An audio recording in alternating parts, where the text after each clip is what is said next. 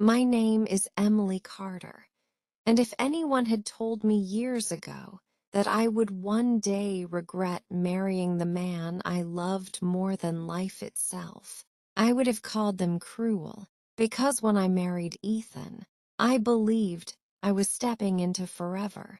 I thought love was a promise, something that would never fade, never break.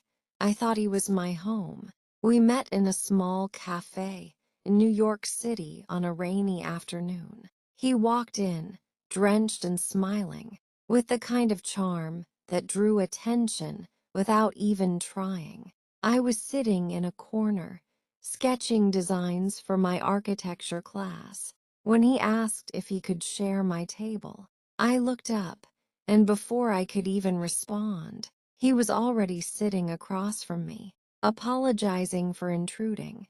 His voice was soft, his laughter effortless, and by the time the rain stopped, we were already lost in conversation.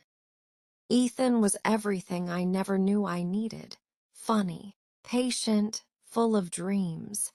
He made ordinary things feel magical. We would spend hours talking about life, love, and the kind of future people only build in daydreams. When he said he loved me, I believed him completely. He looked at me like I was the only person in the world who mattered. When he proposed 2 years later, under a sky filled with fairy lights, I cried. I thought that night would be the beginning of forever. Our wedding was small, simple, beautiful. He held my hands during the vows and whispered, "I'll never stop loving you." I still remember how my heart fluttered when he said that. If I close my eyes even now, I can still hear his voice, the way he looked at me like love itself. For a while, everything felt perfect. Our apartment was small, but full of laughter. We'd cook dinner together, burn the food sometimes, then laugh it off. He'd dance with me barefoot in the kitchen, kiss my forehead, and tell me how lucky he was. I'd go to sleep every night believing I had everything I ever wanted.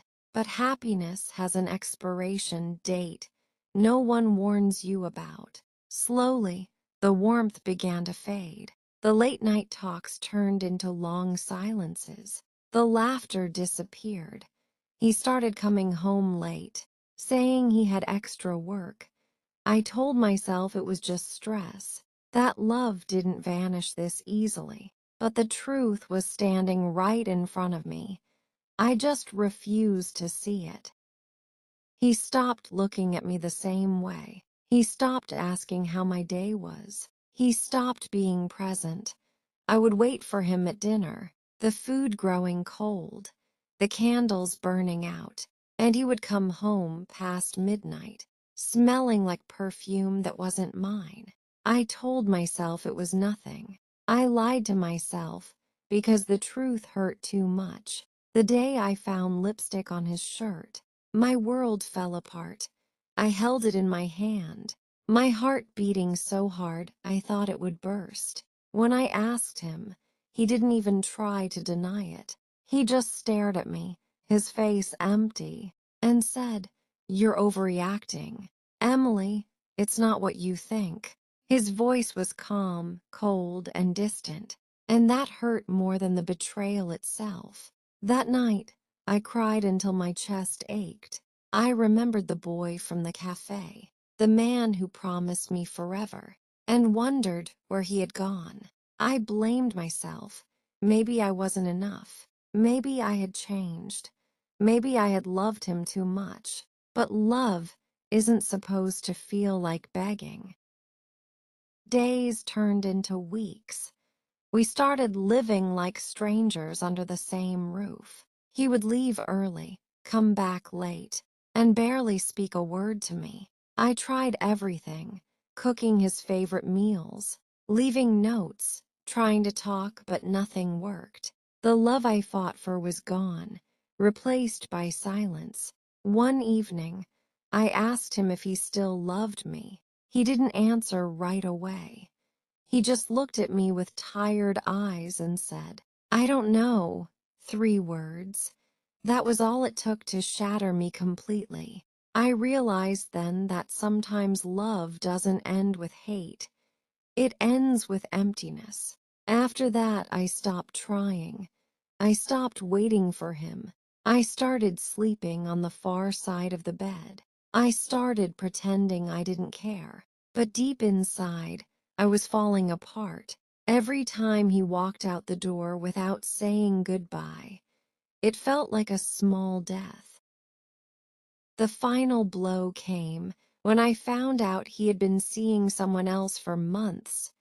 A coworker. When I confronted him, he didn't apologize. He said, "I didn't mean to hurt you, but I can't keep pretending." I remember staring at him, unable to speak, realizing that the man standing in front of me wasn't the man I fell in love with. He was a stranger wearing his face. That night I packed my bags. He didn't stop me. He didn't ask me to stay.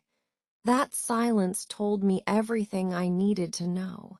It's been 2 years now since I walked out of that apartment. People tell me I should be over it by now. That time heals everything. Maybe it does, but sometimes love leaves scars so deep that even time can't erase them. I still think of him when it rains.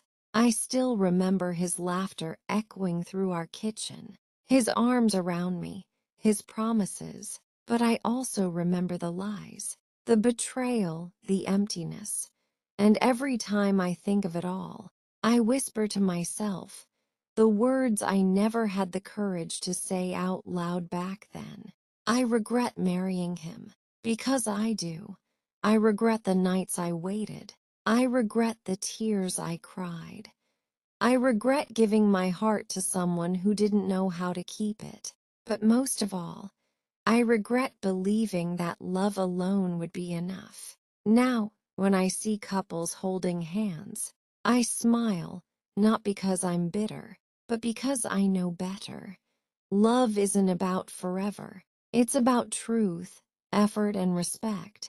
Without those, even the most beautiful love story turns into a tragedy. And mine did.